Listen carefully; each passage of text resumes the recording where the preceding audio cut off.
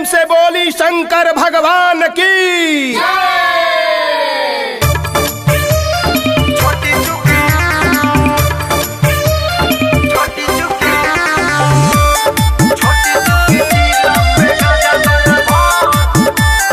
Music by Rajesh Sahni, mix by Sonu सावरिया।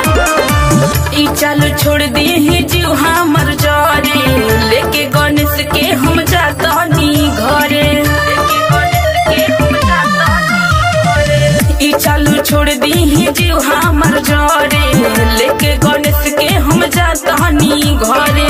चलाई बारे बुन हम हर काम।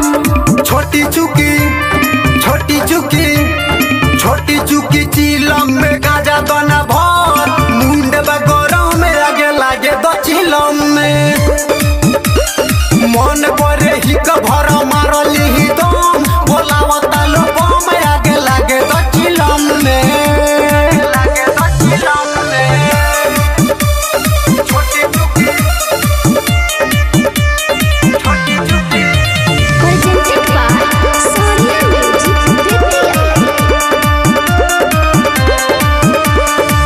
गाजा में रउआ तमिले लमाजा, सुनिल पावेले राजा महाराजा। तू तो जानता रुई है हो आहारे गौरा, मन बजबे में बसेला हमारे गौरा।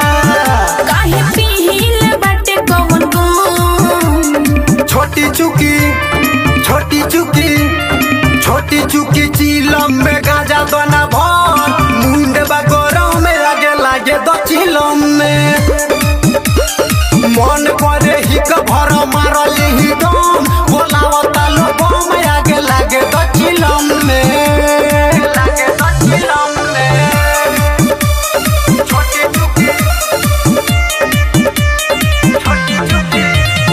मिक्स बाय सोनू सावरिया।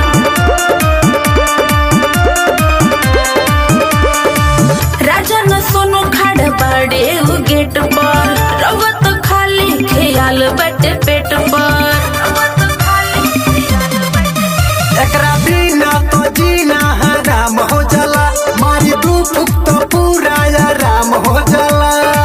देखे कुंदन नाचे छम छम। छोटी चुकी चिलम में गाजा दोना भर, मुंड बगोरों में आगे लागे दो चिलम में। मन करे ही कभर मारली ही दम, बोलावता लोगों में आगे लागे दो चिलम में, लागे दो चिलम में। presented by Sonia Music Vidya।